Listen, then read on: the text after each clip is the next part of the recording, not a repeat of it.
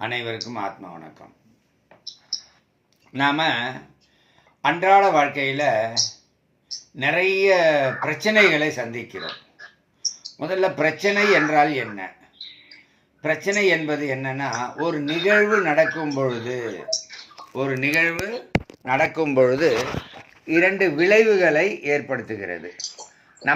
நம் மனதுக்கு பிடித்தமான நிகழ்வு என்பது ஒன்று, நம் மனதுக்கு ஒவ்வாத நிகழ்வு என்பது மற்றொன்று. உதாரணமாக, என்னுடைய மகன் கணித தேர்வில் 100க்கு 100 மதிப்பெண் எடுத்து விட்டான். இது வருந்தத்தகுந்த விஷயமே அல்ல, ரைட்டுங்களா? அதனால் இதை பிரச்சனையாக எடுத்துக்கொள்ள மாட்டோம். அதனால் மனதுக்கு பிடித்தமான பிரச்சனைகள் எது நடந்தாலும் அவற்றை நாம் எப்படி எடுத்துக்கிறோம்? பிடித்தமான விஷயமா எடுத்துக்கிட்டோம்னா அது பிரச்சனையாகவே வராது. ஒருவேளை இன்னொரு விஷயம் இருக்குது, இன்னொரு விளைவு. அது என்னென்னா, நம் மனதுக்கு பிடிக்காத ஒரு நிகழ்வு அது நிகழ்ந்ததுனாலே அது பிரச்சனை என கூறப்படுகிறது. சரி, இந்த பிரச்சனை வரும்போது முதலில் நமக்கு வெறுப்புணர்வை ஏற்படுத்தும். இந்த பிரச்சனையானது முதலில் நமக்கு வெறுப்புணர்வை ஏற்படுத்தும். அது எந்த அளவுக்கு வெறுப்புணர்வை ஏற்படுத்தும்னா, அந்த பொருள் நமக்கு எந்த அளவுக்கு பற்றுதல் உள்ளதோ அந்த அளவுக்கு நமக்கு பிரச்சனைகளை ஏற்படுத்தும். உதாரணமாக, ஒரு 5 பைசா தொலைந்து விட்டது அல்லது 1 பைசா நாணயம் தொலைந்து விட்டதுன்னா அதை நம்ம பொருட்படுத்த மாட்டோம். இதே 1 லட்சம் ரூபாய் மதிப்புள்ள ஒரு பொருளோ அல்லது பணமோ தொலைந்து விட்டால் உடனே நமக்கு வருத்தம் வந்துவிடும். காரணம் என்னென்னா, அந்த பொருளின் மீது பற்று அதிகமாக இருந்தால், பற்றினுடைய அளவே கவலையின் அளவு என பல பதிவுகளில் நான் குறிப்பிட்டு இருக்கிறேன். அதனால் அதை பற்றி பேசுகிறோம். ஸோ அந்த மாதிரி வெறுப்புணர்வு முதலில் உருவாகும். வெறுப்புணர்வு உருவாகுது என்றாலே நாம் அலர்ட் ஆகிடணும். மற்றவங்கெல்லாம் என்ன பண்ணுவாங்க, அந்த வெறுப்பை நினைத்து கொண்டே இருக்கும்போது அது கவலையாக மாறும். கவலையாக மாறிய உடனேயே அது அவர்களுடைய மனதை துன்புறுத்த தொடங்கிவிடும். எந்த விஷயமா இருந்தாலும் நம்ம கவலைப்பட தொடங்கிட்டோம்னா அது தமது மனதையே துன்புறுத்த தொடங்கிவிடும். நம் மனதை நாமே துன்புறுத்தி கொள்வதற்கு பெயர் தான் கவலை என்று கீதை கூறுகிறது. சரிங்களா? ரெண்டாவது, இந்த பிரச்சனை உருவாகி ஒரு கவலையாக மாறுவதற்கு முன்பாகவே வெறுப்புணர்வு தோன்றும். அப்போ வெறுப்புணர்வு தோன்றிய உடனேயே நம்ம எச்சரிக்கையாக இருந்து அந்த பிரச்சனைக்கு தீர்வு காண வேண்டும். சரி, அதுக்கப்புறமா இவ்வாறு நம்ம பிரச்சனைகளுக்கு தீர்வு கண்டோம்னா, அந்த பிரச்சனை வெறுப்பை தர தொடங்கும் போதே அந்த பிரச்சனைக்கு தீர்வு கண்டோமே ஆனால் அந்த பிரச்சனை நம்மை விட்டு விலகி விடுகின்றன. இந்த மாதிரி நம்ம பிரச்சனைகள் அதை விட்டு விலகி விடுவதை காணும்பொழுது நமக்கு எந்தவித ப்ராப்ளமும் ஏற்படுவதில்லை. நம்ம கவலை நம்மை தீண்டாமலே இருந்துவிடும். ரைட்டா? ஆனால் மற்றவர்கள் எல்லாம் என்ன பண்ணுறாங்கன்னா, அந்த பிரச்சனையை குறித்தே கவலைப்பட்டு கொண்டிருக்கிறார்கள், அதை நினைத்து சிந்தித்து கொண்டிருக்கிறார்கள். நான் ஏற்கனவே பல பதிவுகளில் சொல்லியிருக்கேன், எந்த ஒரு கவலையே ஆயினும், அது சிறிய கவலையே ஆயினும், அதையே தொடர்ந்து சிந்தித்து கொண்டிருந்தால் அதுவே பெருங்கவலையாக மாறி நம் மனதை அதிகமாக துன்புறுத்தி நம்மை பைத்தியம் பிடிக்க வைத்துவிடும் அல்லது தற்கொலைக்கு தூண்டிவிடும் என்று குறிப்பிட்டிருந்தேன். ஆக கவலைக்கு ஒரு மனிதனுடைய உயிரை பறிக்கும் அளவுக்கு சக்தி உள்ளது. ஒரு மனிதனின் உயிரை பறிக்கும் அளவுக்கு கவலைக்கு சக்தி உள்ளது. எனவே அந்த கவலையை நாம் வளர்க்கக்கூடாது. விஷச்செடிக்கு தண்ணீர் ஊற்றி வளர்ப்பது போல நாம் கவலையை சிந்தித்து அதை பூதாகரமாக ஆக்கி அதனால் பாதிக்கப்படக்கூடாது. அது ஆபத்தில் தான் போய் முடியும். ஒன்று தற்கொலைக்கு தூண்டிவிடும் அல்லது பைத்தியம் பிடிக்க வைத்துவிடும். சரி, மரணத்தை விட கொடுமையானது தான் இந்த பைத்தியம் பிடிக்கிற நிலைமை. அதெல்லாம் வரக்கூடாதுன்னா நம்ம கவலையை ஆரம்பத்திலேயே கட் பண்ணிடணும். சரிங்க, எப்போ பார்த்தாலும் ஏன் கவலையை பற்றியே நான் பேசிக்கிட்டு இருக்கேன் அப்படிங்கிற கேள்வி நிறைய சீடர்களிடம் உருவாகி உள்ளன. அதற்கு விடை தரும் நேரம் இது. என்னன்னு கேட்டால், மனிதன் ஒரு நாளைக்கு ஒரு 4-5 கவலையாவது படுறான். ஒரு நாளைக்கு 4-5 கவலையாவது முக்கியமான கவலைகள் படுகிறான், கவலைகளை சந்திக்கிறான். அந்த மாதிரி பார்க்கும்பொழுது நம்ம அறியாமையில் இருக்கும் அத்தனை ஒவ்வொரு கவலைக்கும் காரணம் அறியாமைதான் என்று கூறப்படுகிறது. அப்போது அந்த அறியாமையை விளக்க வேண்டுமானால் நமக்கு அறிவு தேவைப்படுகிறது, ஞானம் தேவைப்படுகிறதுன்னு ப்ரொசீட் பண்ணுறோம். சரி, ஒவ்வொரு மனிதர்களும் இவ்வளோ கவலைப்படுறாங்களே அப்படின்னு பார்த்தீங்கன்னா 700 கோடி உலக மக்கள் இருக்கிறாங்க. 700 கோடி உலக மக்களுடைய மொத்த கவலைகள் எண்ணிக்கை எவ்வளோன்னு பார்த்தீங்கன்னா 95 லட்சம் கோடி கவலைகள்னு பல பதிவுகளில் குறிப்பிட்டிருக்காங்க. கூகுள் சொன்ன விஷயம் அது. அப்போது அவ்வளவு கவலைகளுக்கும் தீர்வு உள்ளது என்று கீதை கூறுகிறது. அதுதான் அங்கே ஆச்சரியம். ஒரே ஒரு ஞானம் அத்தனை கவலைகளையும் நீக்கும் சக்தி படைத்தது. சரிங்களா? நம்ம உடம்பு ஆரோக்கியத்தை குறிக்கும் நினைக்கும் போது கூட ஏதாவது சில மாத்திரைகள் உடலில் உள்ள 2-3 பிரச்சனைகளுக்கு மருந்தாக அமையும். அப்போ 2-3 பிரச்சனையில் எந்த பிரச்சனை வந்தாலும் அந்த மாத்திரையை தான் எடுத்து கொடுப்பாங்க. இது குறிப்பாக கவர்மெண்ட் ஆஸ்பத்திரியில் நடக்கும். ரைட்டுங்களா? இது மாதிரி தான் நம்ம கேள்விப்பட்டிருக்கோம். 2, 3, 4 பிரச்சனைக்கும் ஒரே மருந்து தான். கை கால் வலியாக ஒரே மருந்து, முட்டி வலியாக ஒரே மருந்து, தலைவலியாக ஒரே மருந்து, உடம்பு வலியாக ஒரே மருந்து, வயிற்று வலியாக ஒரே மருந்துன்னு சொல்லி ஏதாவது கொடுப்பாங்க.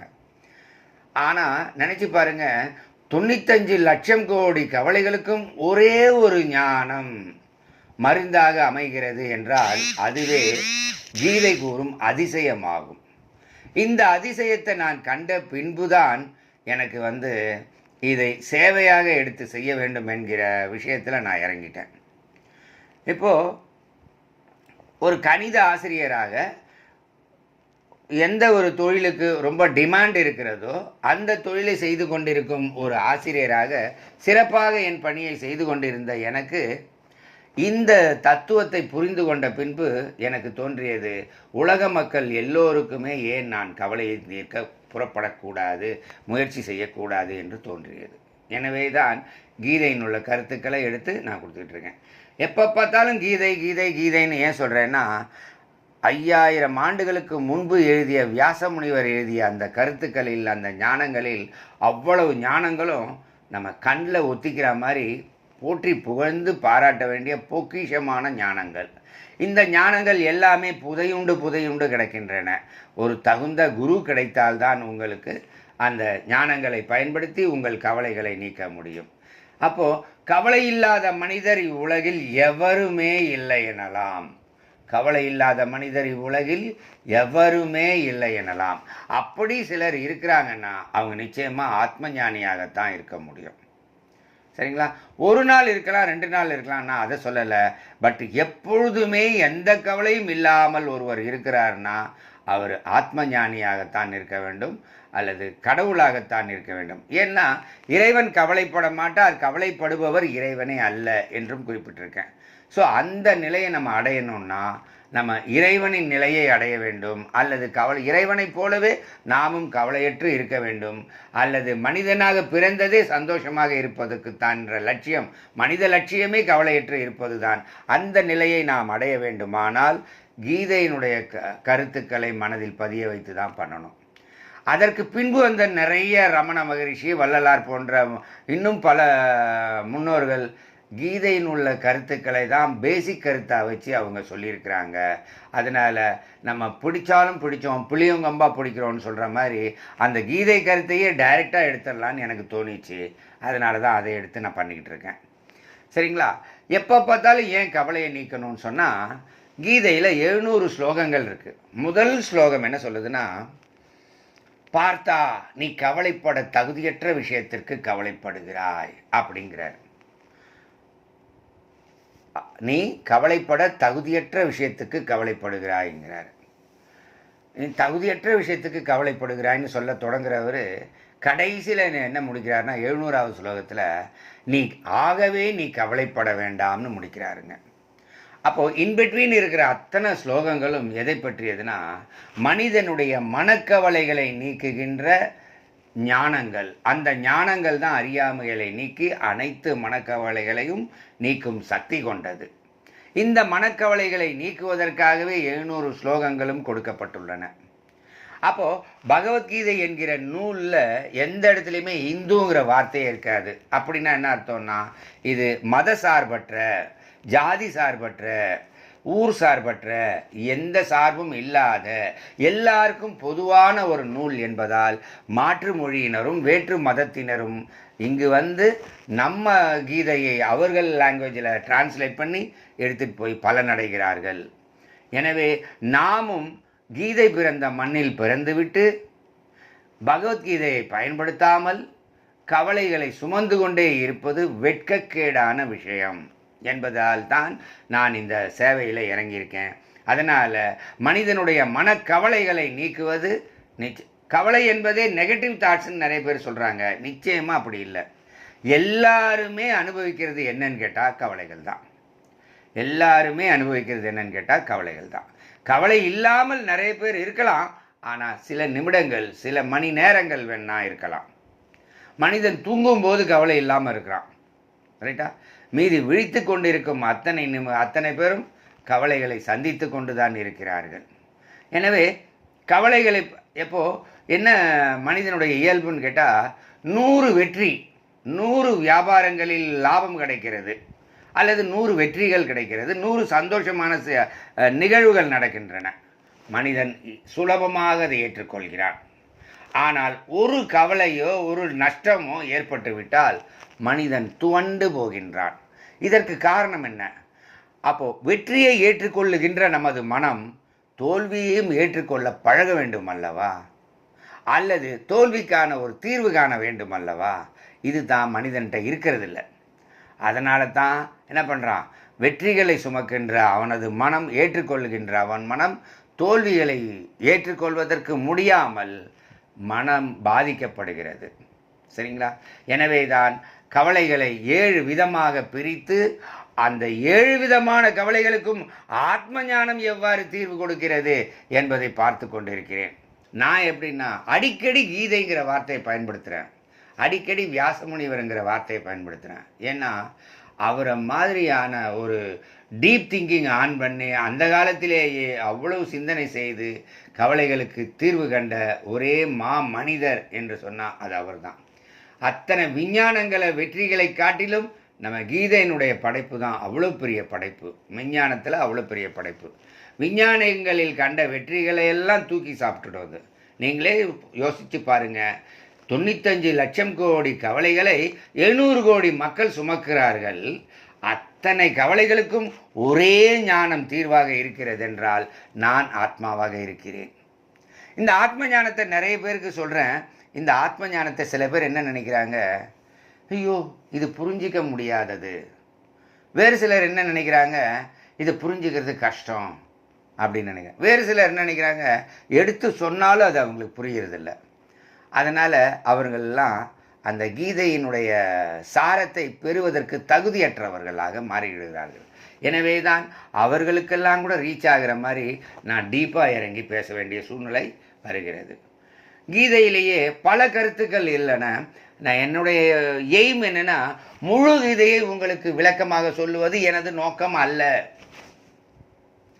இன்றைய காலகட்டத்தில் உள்ள அனைத்து மனிதனுக்கும் பொதுவாக இருக்கின்ற பிரச்சனைகளை எடுத்து 7 விதங்களாக பிரித்து அந்த 7 விதமான கவலைகளுக்கும் தீர்வு கொடுப்பது தான் எனது முயற்சியாக உள்ளது.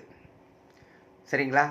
அதனால தான் கீதையை முழுசாக சொல்லாமல் கீதையினுடைய பார்ட்டு, எந்த பார்ட்டெல்லாம் மனிதனுக்கு தேவையோ, இன்றைய நிலையில் உள்ள மனிதர்களுக்கு, மாணவர்களுக்கு, வியாபாரிகளுக்கு, குடும்பஸ்தர்களுக்கு, வீட்டு மனைவியாக இருப்பாங்க, ஹவுஸ் ஒய்ஃப்னு சொல்லுவாங்களா, அவங்களுக்கெல்லாம் கூட எது தேவைப்படுகிறதோ அந்த ஞானத்தை எடுத்து அந்த பிரச்சனைகளுக்கெல்லாம் தீர்வு கண்டும் வகையில் கீதையினுடைய ஒரு எந்தெந்த பகுதியெல்லாம் பயன்படுதோ அந்தந்த பகுதியெல்லாம் எடுத்து நான் சொல்லிகிட்டு இருக்கேன். அதனால் கீதையிலேயே கிருஷ்ணரே அர்ஜுனனுக்கு கூறும் கருத்துக்களில் கூட பல விஷயங்கள் ரிப்பீட் செய்யப்படுகிறது. ஏன் இப்போ கிருஷ்ணருக்கு வேறு வேலை இல்லையா? ஏன் சொன்னதையே திருப்பி சொல்கிறாரு அப்படின்னு. ஆனால் நல்லா கவனித்து பார்க்கணும். ஒரு விதத்தில் சொன்ன விஷயத்த அடுத்த தடவை சொல்லும்போது வேறு விதமாக சொல்லுவார். விதங்கள் வேணால் மாறி இருக்கலாம், ஆனால் சொல்லுகின்ற பேசிக் கருத்து என்னன்னு கேட்டால் கவலையை நீக்குவது. ரைட்டுங்களா? அந்த மாதிரி அவரும் ரிப்பீட்டேஷன் பண்ணியிருக்காரு. அதனால தான் எனக்கு இந்த கால மக்களுக்கு அதிகமாக பிரச்சனைகள் என்ன இருக்குதோ அந்த பிரச்சனைக்கு தீர்வு கொடுக்க முயலும்பொழுது என்னிடமும் ரெப்புடேஷன் உள்ளது என்பதை நானும் ஒப்புக்கொள்கிறேன். அதனால் எந்த கருத்தெல்லாம் அதிகமான முறையில் நான் ரிப்பீட் பண்ணுறேனோ அதெல்லாம் அந்த அளவுக்கு முக்கியம் என்பதை நீங்கள் புரிந்து கொள்ள வேண்டும். இதுதான் விஷயமே தவிர இவர் மறந்து போய் சொன்னதே சொல்லிகிட்டு இருக்காருங்கிற தவறான கருத்துக்கு வந்துடாதீங்க. ரைட்டுங்களா? ஏன்னு கேட்டால் கீதையை பெறுவதற்கு எவ்வளோ பேருக்கு தகுதி இருக்கலாம், அவங்களுக்கெல்லாம் சந்தர்ப்பங்கள் சாதகமாக இல்லை. ஆனால் உங்கள் அனைவருக்கும் சந்தர்ப்பமும் கிடைச்சிருக்கு, தகுதியும் கிடைச்சிருக்கு. எனவே தான் மானசீகமான எனது சீடர்களாக உங்களை நான் எடுத்துக்கொள்கிறேன். உங்களுக்குள்ளேயும் 1000 விதமான கருத்து வேறுபாடுகள் இருக்கலாம். எல்லாவற்றையும் நான் பொறுத்து கொண்டிருப்பதற்கு காரணம் என்ன தெரியுமா? ஒரே ஒரு விஷயம்தான். நான் எதிர்பார்க்கிற மாதிரி எந்த ஒரு ஸ்டூடெண்ட்டாலும் இருக்க முடியாது. இது இயற்கை என்பதை நான் புரிந்து கொண்டேன். நீங்களும் அதை புரிந்து கொள்ளுங்கள். ஒரு ஆசிரியரிடம் வரும் மாணவர்கள் 50 மாணவர்கள் வர்றாங்கன்னா 50 மாணவர்களும் 50 குறைகளோடு தான் வருவாங்க.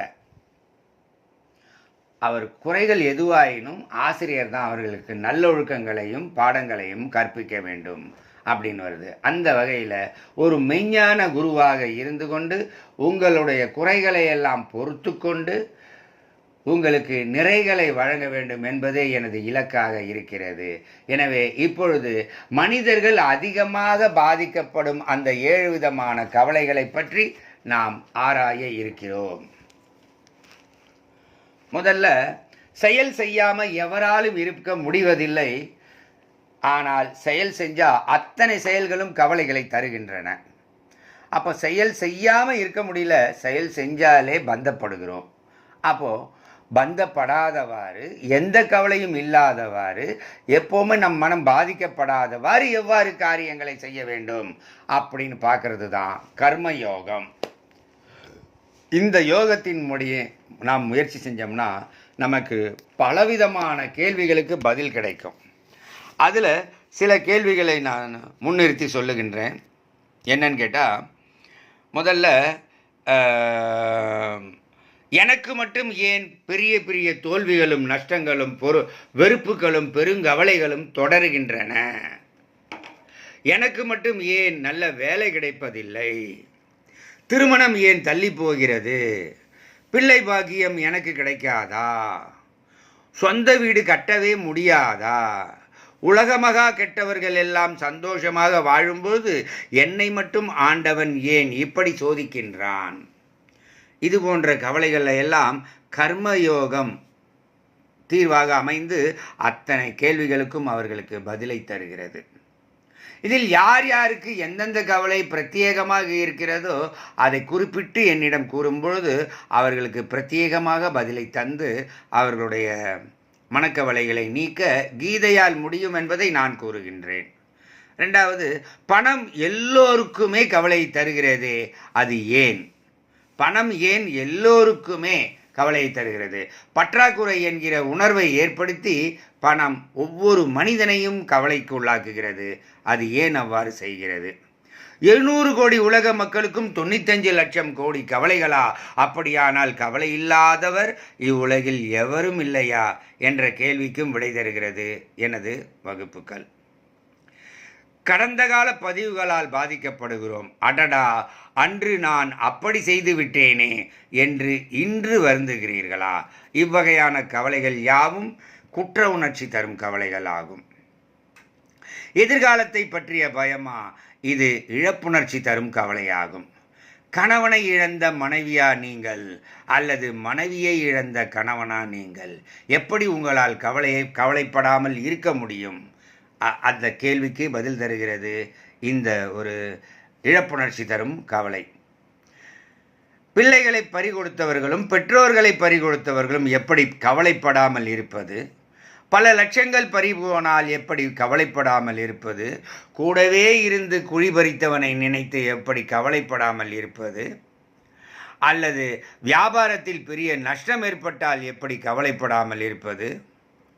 மொத்தத்தில் கவலைப்படுவதே நல்லதா கெட்டதா என்று குழம்பிவிடும் அளவுக்கு கவலைகள் தொடர்ந்து ஒரு மனிதனை தாக்குகின்றன.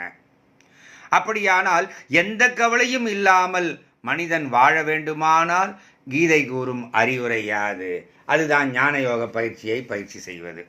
இது போன்ற 7 விதம் விதமான பல ஆயிர கவலைகள் இருக்கலாம் மனிதனுக்கு. அத்தனை கவலைகளையும் நீக்குவதற்காக இந்த ஆத்ம ஞான பீடம் உங்களுக்காக காத்திருக்கிறது. அது இப்பொழுது வருகின்ற 23ஆம் தேதி விருதுநகர் என்ற இடத்துல, வெள்ளியபுரம் என்கிற இடத்துல நம்ம ஒரு சத்சங்க வகுப்பு நடத்த இருக்கிறோம். அதுக்கு கூகுள் மேப்பும் அனுப்புகிறேன். சத்சங்க வகுப்புக்கு அனைத்து கவலைகளையும் நீங்கள் பெற்று நீங்கள் செல்ல வேண்டும். அதுக்கு கூகுள் லொக்கேஷனும் அனுப்பியிருக்கேன். பைக்கில் வர்றவங்க, காரில் வர்றவங்கெல்லாம் ஒரு நம்பர் இருக்குது. அந்த நம்பரை எடுத்துகிட்டு போய் கூகுள் மேப்பு ஓப்பன் பண்ணி அதில் டெஸ்டினேஷனில் பேஸ்ட் பண்ணால் உடனே சர்ச் கொடுத்தோம்னா அந்த இடத்துக்கே சேர்ந்துடலாம். அதனால் 23ஆம் தேதி விருதுநகரிலும், 27ஆம் தேதி மீண்டும் ஒரு முறை சேலத்திலும், 30ஆம் தேதி மதுரை நகரிலும், அதற்கு அடுத்த மாதம் 7ஆம் தேதி சென்னையிலும் ஆத்மஞான சத்சங்கள் வகுப்புகள் நடைபெறும் என்று தெரிவித்துக் கொள்கிறேன். எனது அபிமான மாணவர்கள், சீடர்கள் எல்லோரும் அந்த வகுப்புக்கு வருமாறு கேட்டுக்கொள்கிறேன். காரணங்களை முன்னிறுத்தி உங்களை நீங்களே ஏமாற்றிக் கொள்ளாதீர்கள். காரணங்கள் எதுவாயினும் பிரச்சனைக்கு தீர்வு காண விரைந்தோடி வாருங்கள். எனக்கு தான் அது தெரியுமே. இந்த விஷயத்துக்கு பேர் தான், இந்த சொல்லுக்கு பேர் தான் கர்வம், ஆணவம். நான் எத்தனை குருமார்கிட்ட போயிருக்கேன். இந்த வார்த்தையை யார்கிட்டையுமே சொல்லாதீங்க. எத்தனை குருமார்கிட்ட போயிருந்தாலும், எவ்வளவு விஷயங்களை கற்றாலும், நாம் நிறைவு பெறும் வரை நாம் கற்றுக்கொண்டே இருக்க வேண்டும் அப்படின்னு சொல்கிறாங்க. Everybody must be a continuous learner until your death. மரணம் வரை மனிதன் கற்றுக்கொண்டே இருக்கும் இயல்பு கொண்டவன். மரணம் வரை ஒவ்வொருவரும் மாணவர் தான். அந்த வகையில் நாம் என்ன பண்ணணும்? நம்ம கற்றது கைமண் அளவு தான் என்ற எண்ணம் இருக்க வேண்டும். கல்லாதது உலகளவு என்ற எண்ணத்தில் இருக்க வேண்டும். இந்த வகையில் இருந்து எல்லோரும் மீண்டும் மீண்டும் தொடர்ந்து வகுப்புகளை தொடர்ந்து பின்பற்றுமாறு கேட்டுக்கொள்கிறேன்.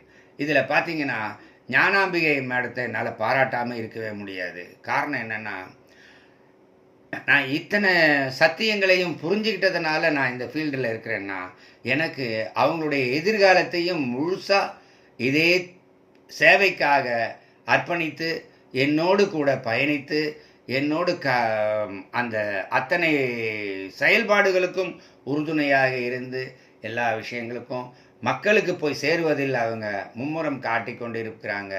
அவங்க செயல்களை நம்ம பாராட்டாமல் இருக்க முடியாது. எனக்கு என்னென்னா, எல்லா சீடர்களும் அந்த நிலையை அடைந்து எனக்கு உறுதுணையாக இருந்து எனக்கு அந்த மக்களுக்கு கவலைகள் தீரும் வரை எல்லா ஞானத்தையும் பெற வேண்டும் என்று கேட்டுக்கொள்கிறேன். அனைவரும் நாம் கவலையை நீக்குவதற்காக பாடுபட வேண்டும். அப்போதான் நம்ம கவலை முதல்ல போகுங்க. எப்போ ஒருத்தருடைய பிறருடைய கவலையை நீக்குகின்ற அளவுக்கு நமக்கு ஒரு சக்தி கிடைக்கிறதோ, நமக்கு ஒரு ஞானம் கிடைக்கிறதோ, அப்போ தான் நாம் ஞானத்தை பெற்றோம் என்பது பொருளாகும். எனவே எல்லோரும் அதற்கு கோஆப்ரேட் பண்ணுமாறு கேட்டுக்கொள்கிறேன். 10 பேர் 12 பேர் தான் இப்போ உருவாகிருக்கீங்க. இதுவே ஒரு 25 ஸ்டூடெண்ட் எனக்கு உருவாகணும்னு நான் எய்ம் பண்ணியிருக்கேன். அந்த 25 மாணவர்களும் என்னுடைய எதிர்காலத்தில் 25 குரூப் ஆரம்பித்து 25 குரூப்புக்கும் அவங்கவுங்க லீடராக இருந்து மனக்கவலைகளை நீக்குவதை பார்த்ததுக்கு பின்புதான் என் உடலை நான் விட வேண்டும் என்ற எண்ணத்தில் இருக்கின்றேன். எனவே அதுவே சமாதி எனப்படுகிறது. அந்த நிலைக்காகத்தான் நான் காத்திருக்கின்றேன். எனவே எல்லோரும் என்னோடு பயணிக்குமாறு இருகரம் கூப்பி அன்போடு வேண்டிக் கொள்கிறேன். நன்றி, வணக்கம். ஏதாவது டவுட் இருந்தா கேளுங்க. யாருக்காவது ஏதாவது டவுட் இருந்தா கேட்கலாம். ஐயா 5 நிமிஷம் பேசிக்கிட்டீங்களா? பேசலாம் மேடம். என்னன்னு சொன்னாங்க? இது அனைவருக்கும் ஆத்மா வணக்கம். ஐயா நான் ஆரம்பத்துல கவலை என்ற டாபிக் எடுத்துக்கிட்டே இருக்கும்போது நான் ஆரம்பத்துல ஃபர்ஸ்ட் என்னுடைய கவலைகள் தீர்ந்து முடிச்சிட்ட உடனே நான் நிறைய ஒரு 5 இல்ல 6 குருமார்கிட்ட ஞான சம்பந்தமா பல நிகழ்வுகளுக்கு போயிட்டு வந்தபோது ஐயாவோட ஸ்பீச் நான் சில சமயங்கள்ல கஷ்டத்துல இருக்கும்போது அந்த கஷ்டத்தை எனக்கு போக்கி கொடுத்தார். அதோட விளக்கத்தை எனக்கு தெளிவுபடுத்தினார். அது தெளிவுபடுத்துறதுக்கு அப்புறம் திரும்பி ஐயா கிட்ட வந்து, ஐயா நீங்க இந்த மாதிரி எந்த சமயத்திலயும் கவலை கவலை கவலை என்ற விஷயத்தையே டாபிக்கே பேசிட்டு இருக்கீங்க. இது வந்து ஒரு நெகட்டிவான ஒரு விஷயம் மாதிரி டக்குன்னு மனசுல படும். இல்ல மரணத்தை பத்தியே டெய்லி மரணம் மரணம்ன்ற சம்பந்தமாவே பேசுறீங்க. இது எந்த மனிதனும் ஏத்துக்க மாட்டாங்க. இது நெகட்டிவ் தாட் அப்படின்னு தான் எடுத்துப்பாங்க. இந்த டாபிக்கை விட்டுட்டு நீங்க வேற ஏதாவது சுபகாரியமும் வச்சு பேசுங்க பேசுங்க பேசுங்க. ஒரு சில நேரத்துல வந்து கோவப்பட்டு கூட இருக்கிறேன் நான் என்கிட்ட. இல்ல ஒரு தடவை நான் மதுரைக்கு நாங்க மீட்டிங் போயிருந்தோம். அந்த சமயத்துல கூட நான் நிறைய கேட்டு முடிச்சிட்டேன். மதுரைக்கு போயிருக்கும் போது கூட நம்ம மதுரையில இருக்கிற நம்ம சப் இன்ஸ்பெக்டர் நம்ம கருப்பையா ஐயா கூட ஒரு தடவை என்ன பண்ணாங்க, ஐயா நீங்க இந்த மாதிரி ஒரு டாபிக்க பேச தேவையில்ல, கொஞ்சம் வேற மாதிரி பாசிட்டிவா பேசுங்க கூட சொன்னாங்க. அந்த நான் அதே தாட்டா நினைச்சிட்டு இருக்கும்போது கூட டக்குன்னு நான் ஐயா கிட்ட நான் எத்தனையோ முறை சொல்லிட்டேங்க ஐயா, ஐயா கேட்கவே மாட்டாங்க இந்த டாபிக்க வந்து இது மாதிரியே தான் பேசுறாங்க. அந்த இடத்துல கூட ஐயாவை வந்து என்ன பண்ணிட்டு புரிதல் இல்லைன்னா அந்த இடத்துல நான் கேட்கிறேன். இல்ல அவங்க கவலைன்ற விஷயத்த வச்சுதான் மீன் பண்ணி பேசிக்கிட்டே இருந்தது மக்கள் ஏத்துக்க மாட்டாங்கன்னு எனக்கு அப்பயே புரிதல் இல்லாம ஐயா கிட்ட அந்த இடத்துல கோவப்படுறேன். அப்புறம் வந்துதான் திருப்பி திருப்பி எத்தனை தடவை சொன்னாலும் எனக்கு புரிதலை கொடுத்துட்டு அவங்க திரும்ப திரும்ப திரும்ப திரும்ப இந்த டாபிக்க வச்சேதான் அவங்க பேசிக்கிட்டே இருந்தாங்க. அப்பதான் அவங்க கூட இருக்கும்போதுதான் கண்டுபிடிச்சேன் நம்ம வந்து தவறுதெல்லாம் புரிஞ்சுக்கிட்டோம். இப்போ எனக்கு எத்தனையோ குருமார்கள் கிட்ட போயிட்டு பல பிரச்சனைகளை சால்வ் பண்ணிட்டு வந்து கூட திரும்பி ஒரு கவலை எனக்கு வரும்போது அந்த கவலையை என்னால டக்குன்னு டேக் அவுட் பண்ண முடியாம நான் கஷ்டப்படும் போது அப்ப வந்து ஒவ்வொரு குருமாரும் எனக்கு என்ன பண்ணாங்க இவர் என்ன பண்ணாருன்ற டிஃபரன்ஸ ஒரு நாள் சின்ன உணர ஆரம்பிச்சேன். நான் வந்து நிறைய மகான்கிட்டையும் போயிட்டு தெரிஞ்சிட்டு வந்திருக்கேன். எல்லார் கையிலும் போயிட்டு வரும்போது ஒவ்வொரு நாளும் ஒரு ரூம்ல கிளீன் பண்றோம்னு வச்சுங்களேன். வெள்ளிக்கிழமைனா நம்ம வந்து என்ன பண்ணுவோம், வீட்டெல்லாம் கிளீன் பண்ணிட்டு மறுபடியும் வந்து சாமி கும்பிடத்துக்கு கொண்டாட எல்லா வேலையும் பார்ப்போம். அடுத்த வெள்ளிக்கிழமையும் அப்படிதான் செய்வோம். இப்படி நம்ம ஒவ்வொரு வாரமும் வீட்டை கழுவி கழுவி நம்ம உடலாகப்பட்டது நம்ம வாழ்க்கையில எல்லா எண்ணங்களையும் நீக்கிடும். திரும்பி பல பிரச்சனைகளை கொண்டு வந்து வச்சுக்கணும். டெய்லி ரொட்டீன்ல மனிதர்களை பார்த்துட்டே தானே இருக்கிறோம். மறுபடியும் கவலைகள் சூழும், திரும்பி ரிமூவ் பண்ணணும். மறுபடியும் கவலைகள் சூழும், திரும்பி ரிமூவ் பண்ணணும். எட்ட வச்சு பார்த்துக்கிட்டே இருக்கணும். இந்த நிகழ்வை தான் ஐயா வந்து சொல்லிக்கிட்டே இருக்கிறாங்க. அப்ப வந்து ஒரு காது மூக்கு தொண்டன் ஒரு டாக்டர் இருப்பாரு இல்லையா, நரம்பியல் டாக்டர்னு இருப்பாரு, இருதய டாக்டர் இருப்பாரு இல்லையா, அந்த மாதிரி ஐயா ஒரு ஆசிரியர்.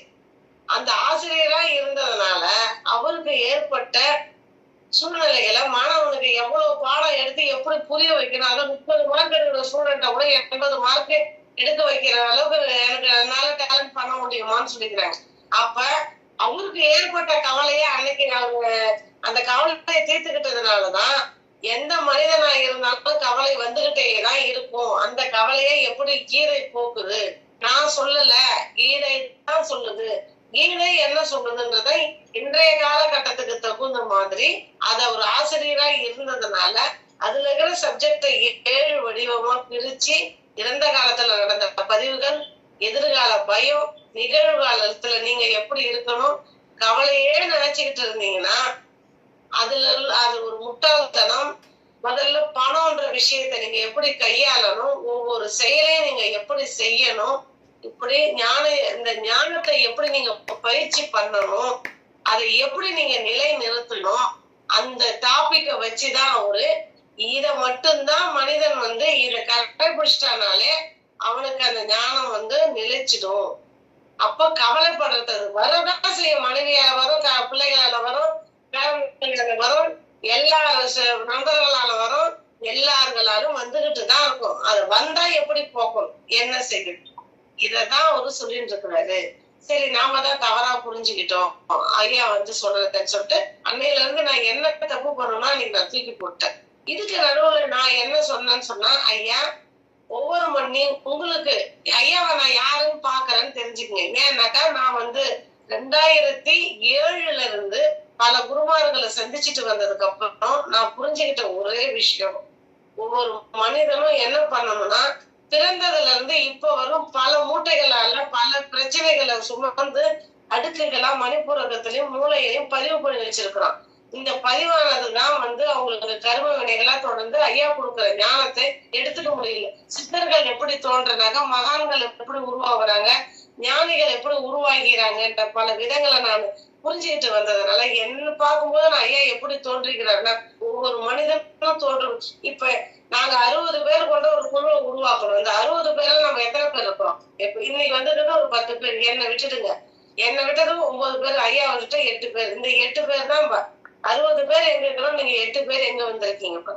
இப்ப ஃபில்டர் பண்ணி பார்க்கும்போது நீங்க பிறந்திருக்கிறீங்கன்னா ஒவ்வொருத்தரும் யாருன்னு கேட்டீங்கன்னா நீங்க ஒவ்வொருத்தரும் பல போன ஜென்மத்துல நீங்க வந்து இந்த இறைவனை வந்து அடையக்கூடிய வாக்கியத்தை வந்து விரும்பி இருக்கிறீங்க. அந்த ஆசைகளோட இறந்திருக்கும் போதுதான் இந்த பிறவி கிடைச்சி இந்த ஞானத்தை கேட்கறதுக்கு நீங்க வந்துக்கிறீங்க. இத முதல்ல புரிஞ்சுங்க. அந்த மாதிரி உருவானவர் தான் ஐயா. இந்த உலகத்துக்கு எப்ப வந்து பிரச்சனைகளும் கவலைகளோடும் மக்கள் இருக்கிறாங்களோ அவங்கள எல்லாருக்கும் வந்து தீர்வு காண்றதுக்கு எப்பொழுதுமே பிரபஞ்சத்துல பரபிரம்மம்ங்கிறது எது? பிறவி இல்லா தன்மை எடுக்கக்கூடிய ஒரு உயிர் சக்தியான மகான்களும் சித்தர்களும் கொண்ட ஒரு குழுதான் பரபிரம்மம். பிரபஞ்சத்துல ஒரு நம்ம உடல் இருக்குதுன்னா கையை காலு மூக்குன்ற மாதிரி தனித்தனியா இருக்கும்போது ஒரு உயிர் இருந்து இயக்குது இல்லையா? அந்த மாதிரி பிரபஞ்சத்தினோட உயிரே வந்து பரபிரம்ம சக்தி தான். அந்த பரபிரம்ம சக்தியோட தொகுப்பு வந்து பிறவியில்லா இருக்கக்கூடிய உயிரினுடைய தொகுப்பு தான் பரபிரம்மம். அந்த பரபிரம்மம் என்ன பண்ணுன்னு கேட்டீங்கன்னா பூமியில பற்றாக்குறை இருக்கும் பொழுது மனிதர்களிடத்துல பல பிரச்சனைகளை சால்வ் பண்றதுக்கு அப்பப்ப சித்தர்கள் மகான்கள் எல்லாரும் தோன்றிக்கிட்டே தான் இருப்பாங்க. அந்த தோற்றத்துல ஒரு உயிர் தான் என்ன கேட்டீங்கன்னா நான் உணர்ந்த விஷயம் அதுதான். அவரு என்ன பண்றாருன்னா சாதா மனிதனா பிறந்து வந்து வாழ்ந்து நம்மளோட ஒருத்தரா அவர் வாழ்ந்துட்டு இருக்கிறார். வாழும்போது அவருக்கும் ஒரு இன்சிடென்ட் இறைவன் தருவார். அப்ப தந்து அவர் யாருன்றத அவர் மனிதனா சாதா இருக்கிறாருல புரிய வைப்பார். புரிய வச்சுட்டு இந்த 95 லட்சம் பேர் கஷ்டத்துல கஷ்டப்பட்டு இருக்கிறாங்களா மக்கள், இவங்களுக்கு இந்த கஷ்டத்துல இருந்து சரிப்படுத்தணும் அப்படின்னு அன்று பிறந்த அந்த வியாச முனிவர் இருக்கிற காலகட்டத்துல பிறந்த உயிர்களில ஒரு உயிரா கூட ஐயா இருக்கலாம். அப்போ இப்ப உயிர் எடுத்து வந்து நமக்கு இந்த கவலைகளை போக்கக்கூடிய ஒரு ஞானத்தன்னுடைய ஞானியா வந்திருக்கிறாருன்றதுதான். ஒரு சித்தர்கள் உருவானாலும் அப்படிதான் உருவாங்க, மக்களுக்கு நல்லெண்ண கொடுக்கதான் உருவாக்குவாங்க. அந்த மாதிரி உருவானவர் தான் அவர்.